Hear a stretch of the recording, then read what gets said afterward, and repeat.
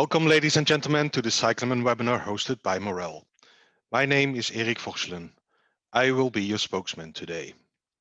I work as a grower advisor for Morel Diffusion since 5 years in the northwest of Europe. But I've been involved with cyclamen culture for over 15 years now. I'm Dutch, and that might explain why my English maybe sounds a bit weird sometimes. But I'll try my best. However, most of the time people do understand what I'm trying to say. But already in advance, please accept my apologies for my tulips from Holland accent. My colleague Guy Scherzer will support me as a moderator behind the scenes in case something goes wrong with the technology. Please note a few housekeeping rules before we start. First, would you please be so kind to check if your microphone is on mute? Thank you very much. Second, this presentation will be recorded live so that it can be subsequently shared with you and may be used for other training purposes. Third, if you encounter connection problems during this presentation, please check your emails. Our moderator Guy will send you a new link which allows you to log on again. Fourth and last, after this presentation, there is time for a question and answer session. If you want to ask a question, please send your question during the presentation to Guy via the chat function in this application. Questions will not be answered during the flow of this presentation. Okay, let's get started. This presentation is about the first stage of the cyclamen culture, the rooting stage. First of all, congratulations. You have decided to grow cyclamen and have planned a wonderful and quite simple culture. Honestly, if you pay attention today, you will agree that it actually isn't a difficult crop at all. If you take care of things we will point out during this presentation. Especially the first 4 to 6 weeks of the culture are very important. After that, it becomes really easy and even I could grow a good cyclamen crop then. This presentation is about the first stage of cyclamen culture. And of course, it starts with the arrival of the young plants. The start is of the highest importance. So we're going to talk about what a healthy young plant should look like on arrival, how to store and take care of young plants after arrival, how long it takes to grow sufficient and healthy roots. We will talk about the young plant size in relation to pot size. Furthermore, we will talk about the climate during the rooting phase. Also, we will touch on a few things to keep in mind during storage of young plant waiting to be potted. Next, we will talk about substrate and base fertilizer in the substrate. And from the base fertilizer in the substrate, it's only a small step to the next topic, fertilizing during the culture. Finally, we will come to the topic PGRs. Why is the rooting stage so important? Simply because a flying start makes the rest of the culture so much easier. How you get to the first few weeks determines for a large part what the plants will look like in the end. This first stage of the culture will also determine whether you will encounter diseases later on in the culture or not. If you manage to build strong roots, the plants are more resilient to all kinds of stress and diseases. As with a well-developed root system, plants have less difficulty absorbing water and nutrients and in transporting those to the above ground parts of the plant. Especially in times of high temperature and low humidity, a healthy and well-developed root system is particularly important. With a well-developed root system, the leaves and flowers will be continuously supplied with water and nutrients. And thus, the plants are able to produce sufficient sugars to transport from the leaf to the flowers and to the roots. With enough building materials at hand, the plants become more resilient to root diseases such as Phytophthora and Pythium. This, of course, contributes to a maximum number of sellable plants, but it will also contribute to excellent customer satisfaction for the end consumer who has bought your plants. With the rooting stage, we mean the period from potting until spacing. This stage lasts between 6 to 8 months from potting. depending on the young plant size and the flower segment. Why is this period so long? Well, cyclamen origin from the Mediterranean area. This area is famous for its warm and long summers. In their natural environment, cyclamen hibernate during summer as a tuber to protect themselves from the dry and warm conditions. As a grower who wants to bring flowering cyclamen to the market in the fall, you have to drag this culture through the warmest period of the year.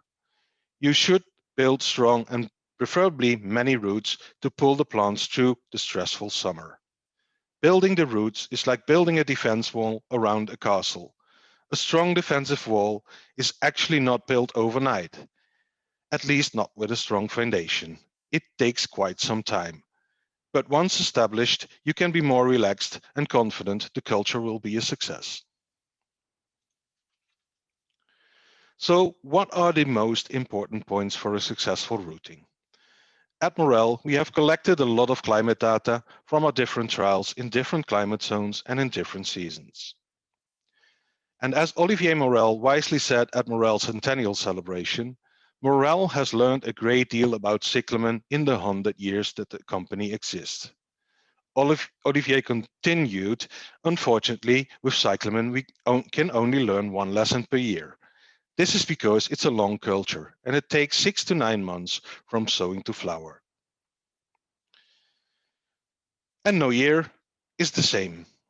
But in recent years, we have been able to learn much faster with the use of sensors and data logging. On the left picture, you can see one of the data loggers that Morel uses to collect climate data at plant level. This image was taken during our production trials in the Netherlands, and we compare the acquired data with the data we collect in the south of France. By doing this, we understand much better how our genetics react to different climate conditions. We now understand much better how the balance between temperature, humidity, and light affect plant growth and health. By doing so, we have improved irrigation strategies, and we are happy to pass on our experience to our customers. We have developed a feeding strategy that enables our customers to grow healthy and compact plants, ensuring a good shelf life at the end consumer. And we learned how all these different key points add up to good balanced culture, ultimately resulting in growing cyclamen crops in the most profitable way.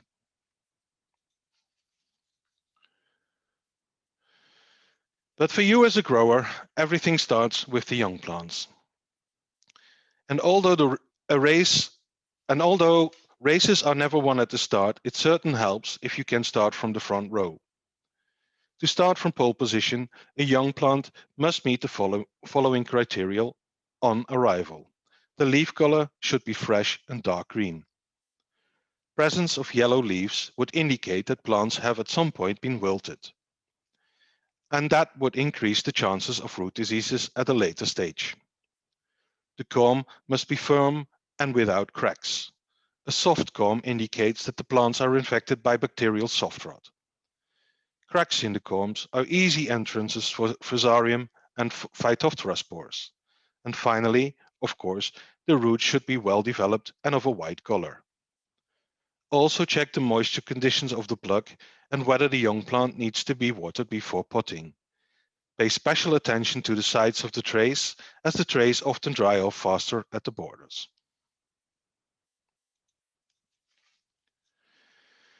It's best to unstack the plants as soon as possible on arrival. Plants need the light for photosynthesis. But protect the young plants for high light quantities and high radiance. It are the plant's first day as a guest on your nursery. Be an excellent host who takes care of his guest, and they soon will feel at home. Avoid wilting of the young plants. As I said before, wilting increases the risk of root-borne diseases in a later stage of the culture. But wilted plants also grow much slower and much more uneven compared to a well-maintained and well-nursed plant. Think about the advantages of being in pole position.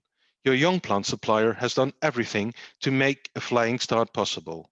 Now it's your turn to use the good starting position and not to fly off the racetrack at the first corner. So check the moisture level of the plugs in the young plant trays frequently. If you need to water the trays, please do not fertilize. The plants have been under transport stress, and fertilizer would only give them more stress at that moment. Just give them a refreshing shower if needed, but without shampoo and not too cold water, so to say.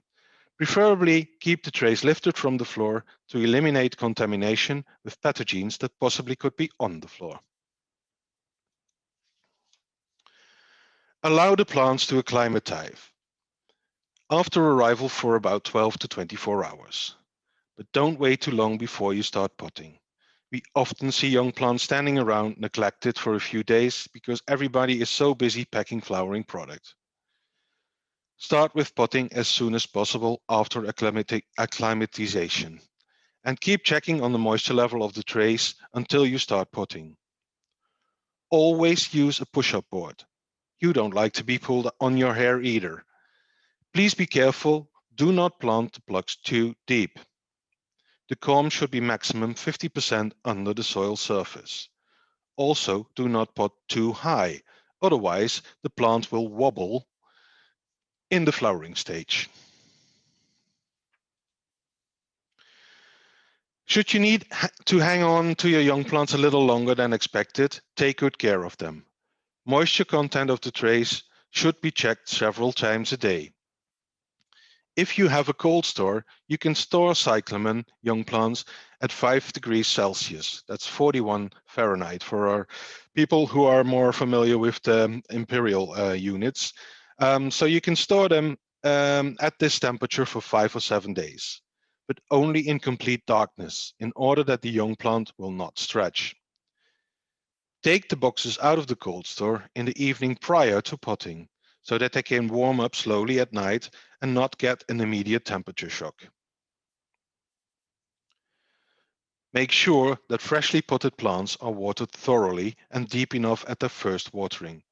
The upper half of the pot, where the root ball is, should be moist at all times. Water before you have your tea break or lunch break. The plants are just as thirsty as you are. Do not pour too much water at once. Water should not flow out of the bottom of the pot whilst watering. As I said before, the upper 50% of the pot should be moist and water should have reached the bottom of the pot on the next day. An even dark chocolate brown color of the potting soil on the second day is perfect. But please do not water so much that water starts draining out of the bottom of the pot. Avoid the potting soil looking like a glistening mirror of water. A pot is not a swimming pool, and cyclamen are not good swimmers. Choose a sufficient large enough plant if you start the culture with a relatively large pot size. The larger the young plant you start with, the faster the roots will reach the sides of the pot.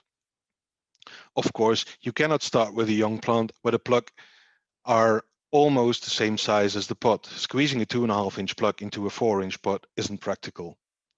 But at the same time, it also makes no sense to put a 1-inch plug into a 3-liter pot. It would then take far too long for the roots to reach the sides and the bottom of the pot. As soon as the roots can be found at the side of the pot, the plants will start growing faster and faster. And as soon as the plants start to touch each other, they must be spaced. By then, the roots should have developed at least to the side of the pot and to the bottom. In general, the hardest part of the cyclamen culture is now already behind you.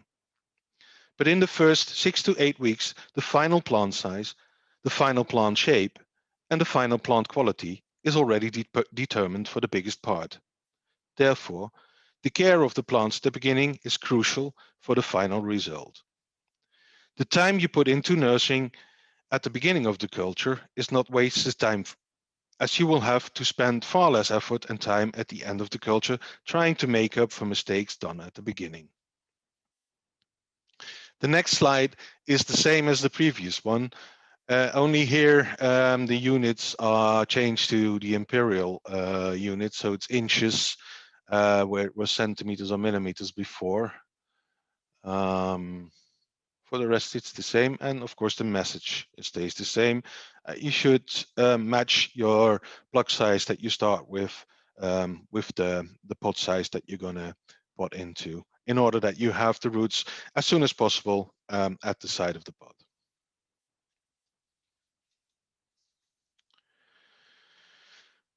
During the rooting stage, it's important that plants can develop well. So a good growing climate is essential. Best temperature for rooting stage would be 20 to 22 degrees Celsius. That would be 68 to 71 Fahrenheit. At a higher temperature, there is generally more growth than at lower temperatures. There more or less is a linear correlation between average daily temperature and growth. The higher the temperature, the faster the growth and development of the root volume. Below 18 Celsius, that's 64 Fahrenheit, development of the root already starts to slow down. Below 16 Celsius, 61 Fahrenheit, root formation is certainly too slow and could take up to 30 or 40% longer if compared to a temperature of 20 degrees. At high temperatures, for example, temperatures above 25 degrees, 77 Fahrenheit, and in combination with low light conditions, please make sure that the leaves do not gain in size too quickly, because then spacing might need to be pulled forward and the roots will not have reached the side of the pot yet. Spacing before roots have developed to the side and the bottom of the pot is under no circumstances recommended. Spacing is another stressful moment during the culture. The microclimate is disturbed by the spacing. A well-developed root system helps to overcome this stress. A strongly developed root system simply makes the plant more resilient to this stress. A well-established root system before spacing is needed and helps to avoid problems later in a later stage.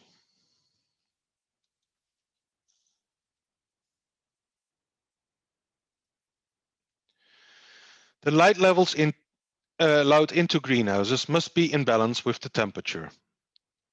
The lower the ADT, the more light you can expose to the plants without any damage.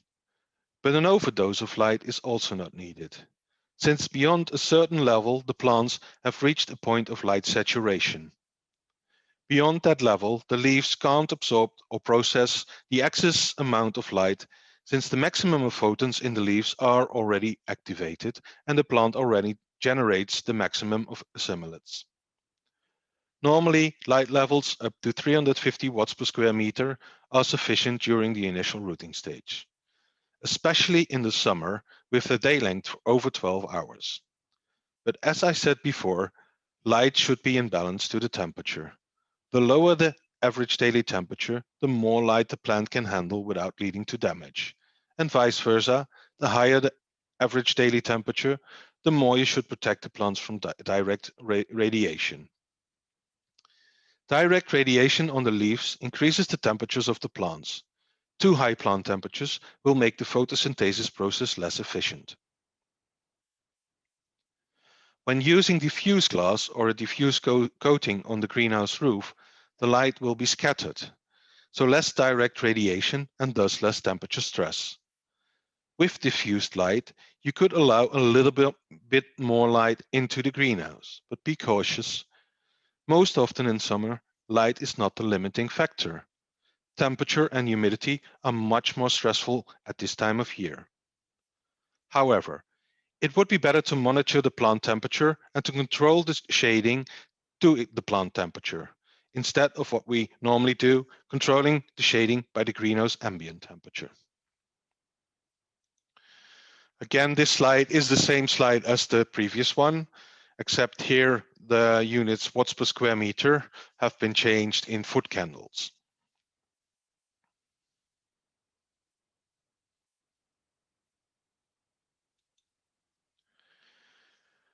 The most important and mostly underestimated job in any culture is watering. The second most important cultural measure is watering. The third most important task, you guess it already, is watering. We can talk about climate conditions forever, or talk about fertilizer strategies on and on. But if the watering isn't done properly, you might as well forget about anything else. Watering is the most important aspect of almost every culture, and with cyclamen, this is perhaps even more so. Cyclamen which have been too wet in an early stage will develop roots very slowly, and growth could even be stalled completely if they are kept too wet for a too long period. However, too dry plants can wilt, leaves can burn, and roots can die. A too big difference between two watering runs will dramatically increase the chances on root-borne diseases like Fusarium, Pythium, and Phytophthora later on. So in order to establish a good and healthy root system as quickly as possible, the soil moisture content should be at level 4 to 3.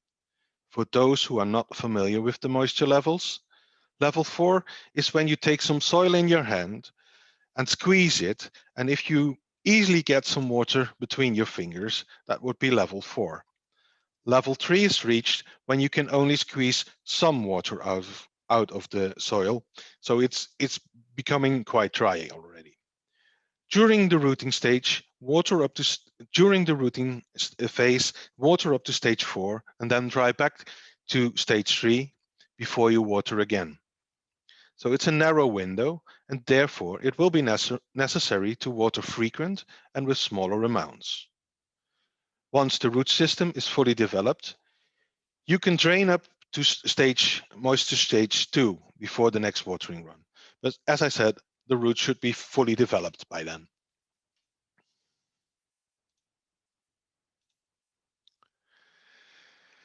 Good practice during the rooting stage is watering with a watering boom. By changing the speed of the boom and/or having several runs, the watering can be executed very accurate. And at the same time, with a very even distribution of water. Once the plants begin to cover the pot surface, it will become more difficult to water from above. Therefore, make sure that the droplets are large so that the water actually reaches the top of the pot. In this picture, you can see that this gardener uses a tube where he puts small holes in rather than using nozzles. The relatively big droplets of water reach the pots better in comparison to a fine mist of water that nozzles usually produce. In this short film, you can see a comparable boom in action on a poinsettia crop. As you can see, the water easily reaches the top surface of the pot.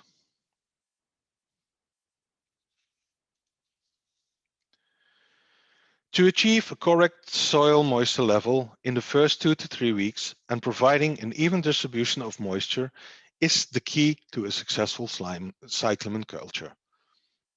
On the left-hand side of the picture, you can see a plant that has been grown too wet. The number of roots is relatively small and the roots are also quite thin. If you look closely, you will see that these leaves have also grown slightly larger and the number of leaves is limited. The plant on the right-hand picture has been kept too dry. You can see the roots have barely reached the edge of the pot. The plants are much smaller, but nevertheless, this plant is the same age as the other two in this picture. The center plant was irrigated up to moisture level 4 and then dried back to level 3 before rewatering again. The roots are well developed, both in number and in size. Leaves are abundant and of good size too.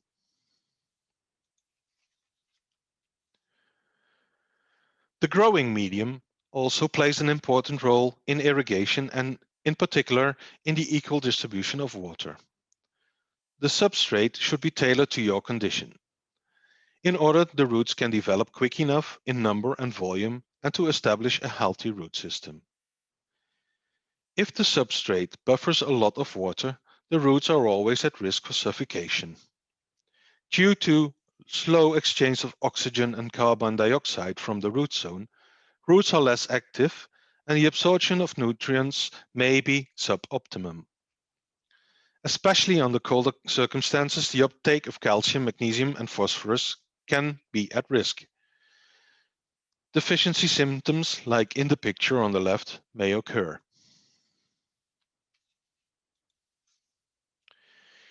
In contrast to a substrate with too high water buffering, a substrate with too little water buffering always has the risk of wilting.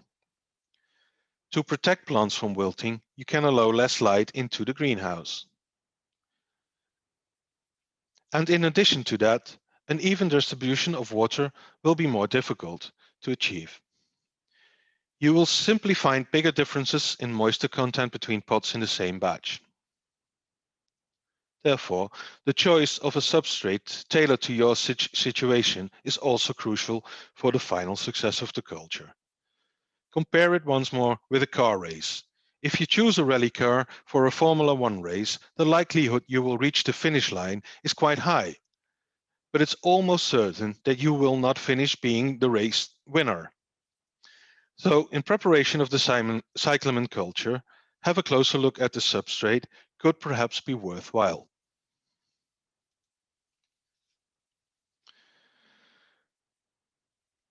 So far, we have explained how different key factors are closely related to each other and how they influence the plant growth.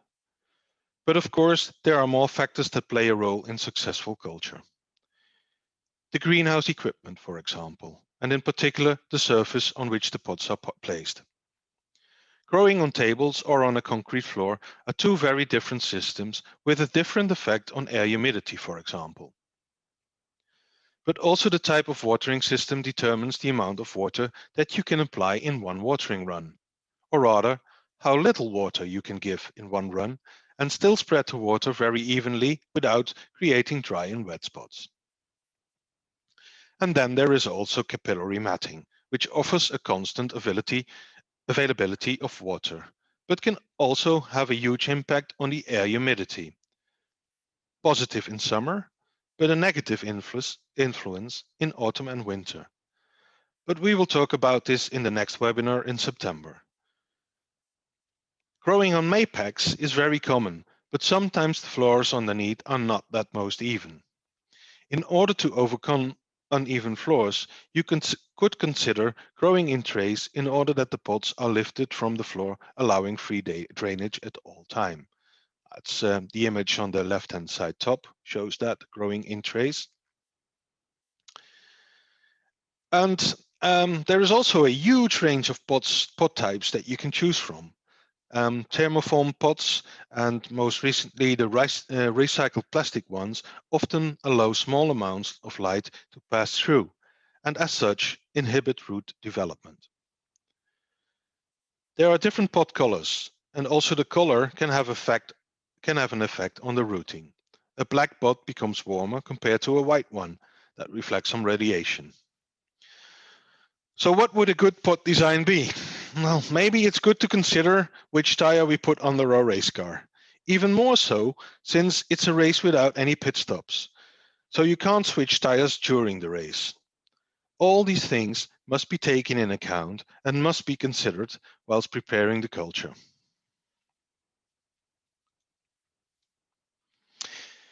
Immediate liquid feeding after potting or not?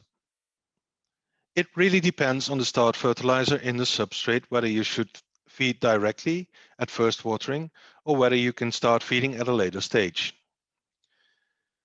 With a high start fertilizer in the substrate, no immediate fertilization is required. With a high base fertilizer charge in the growing medium, you can wait 3 to 4 weeks before you start using liquid feed program. I regard a high base fertilizer charge something in the area of 1 kilogram per cubic meter. With a low base fertilizer in the soil, you should, however, start feeding roughly about 2 weeks after potting, so roughly 2 weeks earlier than with a high charge.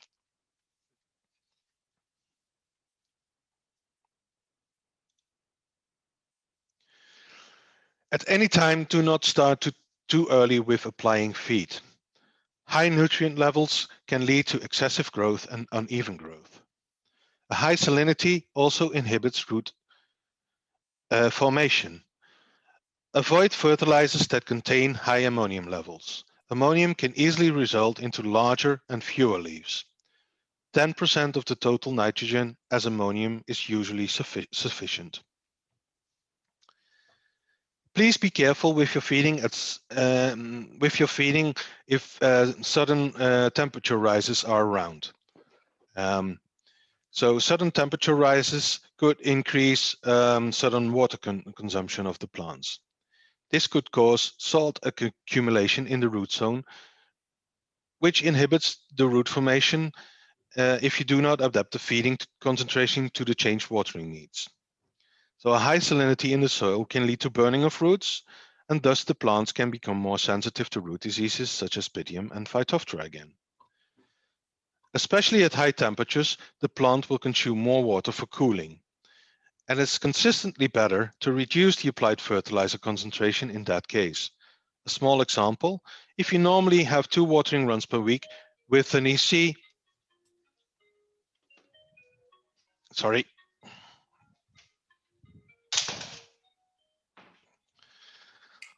about that. So in a small example, if you normally have 2 watering runs per week with an EC of 1.5, it means that you fertilize a total of about 3 ECs per week. 2 times 1.5 is 3. In case the watering increases to 4 runs, so from 2 to 4 runs per week, and you do not alter the fertilizer concentration accordingly, salt accumulation in the root zone can simply arise. Because instead of 3 EC per week you have been feeding before, all of a sudden you will find yourselves feeding the double amount. 4 times 1.5 is 6 EC per week, and that would be too much.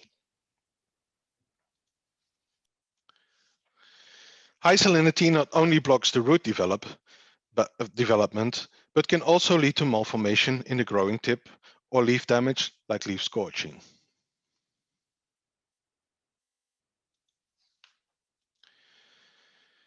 If you have a low base fertilizer incorporated in your substrate, for example, 0.5 kilo per cubic meter, you might want to start liquid feed about 2 weeks after potting already. Start feeding at a rate of 50 ppm nitrogen. You can gradually increase the fertilizer concentration according to the speed the roots develop at.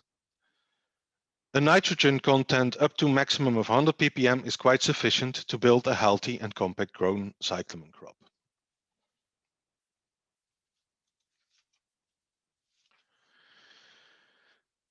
We recommend that you monitor EC and nitrogen levels during the entire culture. Nowadays, there are direct sensors, like on the screen here, to determine nitrate concentrations. But values can, of course, also be checked with test strips, like on the right-hand side. Reduce fertilization when EC or nitrogen values start to build up. During the rooting stage, no growth regulators are needed if the strategies that have been presented to you today are followed up correctly. We do not recommend the use of PGRs at all and are convinced that with the right balance between all influencing factors, this should not be necessary anyhow. With all the key factors in balance, it is quite possible to grow perfectly healthy cyclamen, perfectly healthy and compact cyclamen, I should say. That this indeed is possible, we are showing repeatedly every year with our entire assortment from Smartest up till Curly during our production trial in Holland. We have now come to the end of this presentation. On behalf of the full Morel team, thank you for your attention. Please join us in our next webinar in September. It will be about air humidity control. The underlying question in that webinar will be, can botrytis be avoided? I hope some questions have been sent to Guy during my presentations. So these can be discussed and I will try to answer them in the following question and answer session. In case your question will not be answered during this question and answer session, or if you would like to be contacted to speak one-on-one, please send an email to eric@greenforce.com. I will get in touch with you within the first half of next week. Also, you will receive a quality survey from Morel after we close this event. Please take 2 minutes to fill the survey out, and return your survey to Morel. It will be very helpful for us to further improve these types of webinars. For now, I would like to give the floor to our moderator, Guy Scherzer, for the question and answer session. Thank you very much.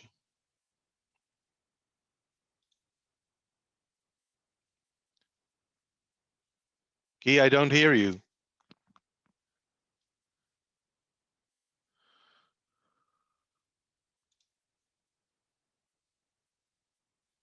Guy, I don't hear you.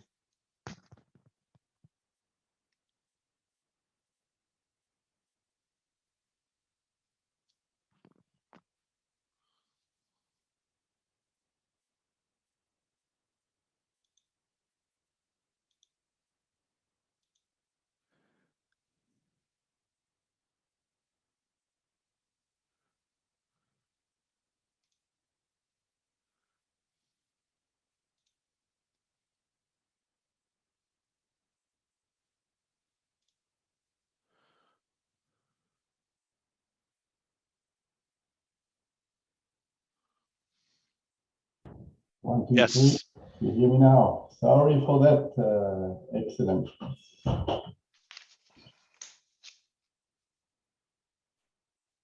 Any questions, Guy? Yes, we have some questions. So let me just go back. Actually, I must say, during the presentation, everybody was very absorbed by what you were saying, and they did not shoot a lot of questions. But I have one here, who's about what the pH level of the substrate is. Okay. Well, cyclamen, surprisingly enough, can handle quite a high pH. Ideally, it would be around 6 where you would like to be, but we have seen much higher pH levels, almost to up to 6.8. And the thing is, diseases like Fusarium don't feel that comfortable at higher pH levels. So ideally, if you look at the fertilizer part of it, it would be around 6. But if you look at disease pressure, it is allowed to go a little bit higher. Okay, thank you. There is a question also if we will share the presentation to the participants. And yes, it is planned. We will put it on a link on a hard drive, and you will get that in your mailbox. So for the persons who arrived a little bit after the start of the presentation, don't worry, you will have the opportunity to get back on it. That is, of course, if I don't forget to end my recording after the session. Exactly. For the moment, I don't see a new question, so maybe I'll just shoot the link of a survey. Please, everybody, it was our first live online webinar. Please, if you have 2 more minutes time to go on the Google form and to make your comments, positive or negative, it's about improving for us as well. And we hope you enjoyed it. And we were really glad to have you with us, I must say, from all continents. So some got up early, some stood up late. Thank you, really. And Eric, I don't have a new question. So yeah, I saw another one coming here. I'm looking at the chat. Oh yeah, I have it here. We like Chris? a higher pH to improve the calcium uptake. Yeah, that's not a question, that's a comment. But I see a question from Chris. Are flood or drain tables good, or is it much better to water from above? So the first part of the culture, it's much better to water from the top, in our opinion, because you are more in control on the amounts of water that you give. With flood systems, there is usually they are quite wet, so you give too much water, and as I explained, that might stall the growth of the roots and in the end the entire growth of a plant. But once the canopy is covering the pot and the plants are spaced, it becomes almost impossible to feed them from to water them from the top. So after spacing, it's better to water from underneath. And also once the flower starts to show, you don't really want to water from the top anymore, because you would get either ghost spots, detritus spots on the flowers, or you have some calcium spots on the flowers. So after spacing, it's better to start watering from underneath. Until that time, better from the top. Excellent. Yes, we have a questions. Do we recommend slow release fertilizer from the beginning in Greek climate? The question has two answers. First answer is a question.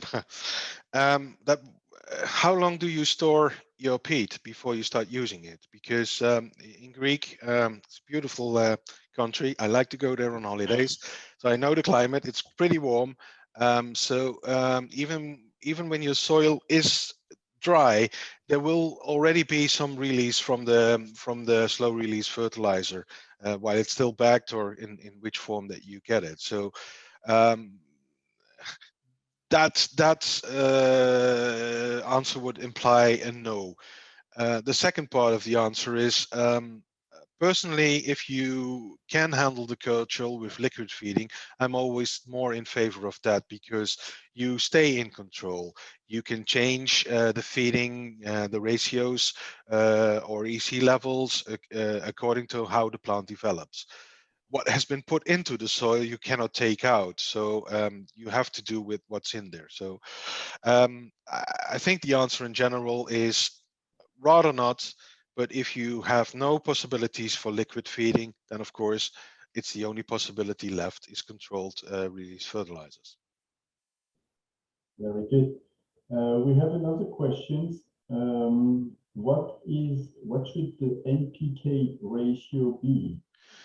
I'm not For sure if it's in the soil or in the liquid feeding. Could we get some details on that, maybe? Yeah, well, in soil, it's very common that it's a 1:2 NK ratio. So very common is a 12, 14, 24 PG mix, or a variant of that where there is less phosphorus or maybe a little bit more potassium. But in general, it's a 1:2 nitrogen potassium ratio. During the culture, I would say if you would give also a 1:2 ratio up to spacing, and then would switch if the plants grow too fast to a 1:3 ratio, that would be just fine. Most crucial is the amount of nitrogen that you give during the culture. So at all times, try to avoid higher doses than 100 ppms of nitrogen, because that would only give excessive growth that you have to compensate with PGRs. That means extra cost, and it's really not needed.